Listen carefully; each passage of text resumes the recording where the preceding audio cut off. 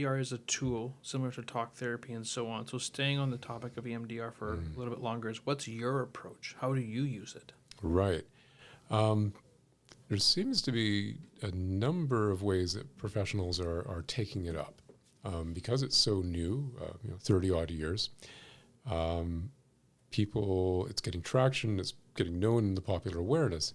Some professionals are hearing about it, thinking, yeah, I need this because my clients are stuck and it seems to get leverage with people. So they'll go get training and they'll use it intermittently, like a one-off attempt. What I hear from the clients that I'm getting, because I'm declaring myself as a trauma specialist, it's all EMDR all the time. I'm having people show up and say, well, oh yeah, I did try it once or twice, but we did it for 10 minutes and I feel kind of, it didn't really do anything.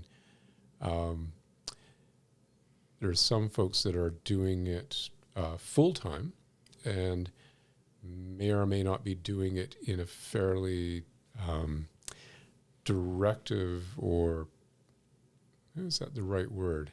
A particularly focused way. One man's opinion, one man's experience is in the way that I was trained to do it in this intensive model, to really focus in and sustain somebody in that state with the image and keep working at it, is important. I think a lot of professionals, and I include myself in this for many years, we are appropriately trained to be very attuned to don't traumatize the client, don't hurt them, don't push them into a flooded state, don't make them dissociate. And yet the dilemma is people are showing up in front of me in that state or very close to it. I'm getting referrals from talk therapists whose clients can't get traction with talk therapy because they can't get past the awful thing or family history. So my position is there's really not much I could do or we could do as professionals really to make it worse. And we can create a container, certainly with therapeutic rapport. I'm a 6 foot tall, straight white male. I can be really upfront with that with clients. I might be a thing for you as well. Let's be aware of that. We're going to do it in this amount of time. We're going to create a container that you can put this stuff into when we're not together. And we can have imaginary containers or boxes, stuff that we can put it in, lock it up. That can give people a felt psychic arm's length from their stuff. I also offer clients, because we're going into cans of worms, we're not talking about career or challenges with relationship stuff, because what we're going to do is focus and hard. Between sessions, they can email or text me. Is that an extension of the therapeutic relationship? Yeah. Does it take me more than 10, 30 seconds to respond to a text? No. It's no real skin off my back. And I'm very clear with people, I'm not an emergency service. And maybe 10% of my clients make use of that. But it can help people get over a speed bump to shoot off a text saying, oh, wow, yeah, my spouse did that thing again. And I can go, oh, yeah, well, yeah, we remember that thing we spoke about? Breathe, what do you see? Whatever management thing we come up with it. And I find that useful too. In terms of professionals' use of EMDR, in general, what I'm finding is some people are not doing it enough to get really conversant with it.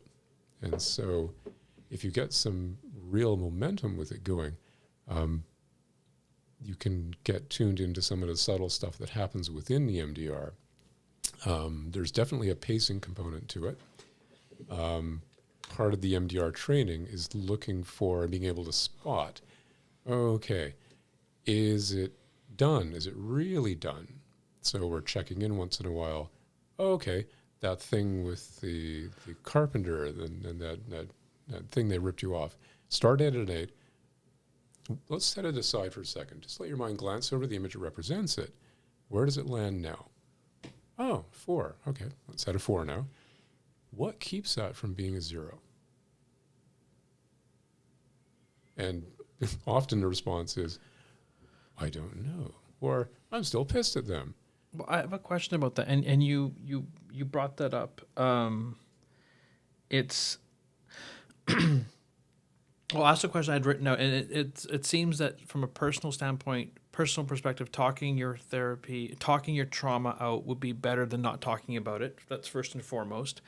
And a very special person in my life is the one who turned me into doing all of this, and it was because she ever so gently was able to kind of poke holes in my self-help world where we can just say affirmations and deal with stuff. And I didn't realize that how much I was smothering my actual feelings. I was never getting to the feelings. I actually never even understood that I had trauma. I didn't even know there was anxiety from it. And I didn't realize that my behavior was due to that until, and she was a doctor. She was a psychologist herself. She just talked therapy. And it was a total new world to me.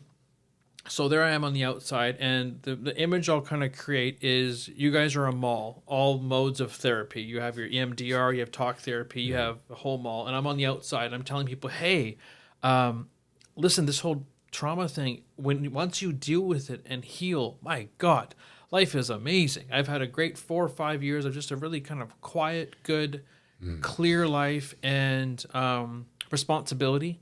Yeah. Responsibility, not being the victim anymore. Boundaries. Didn't even know what these words were. Yeah. Thank you so much for that.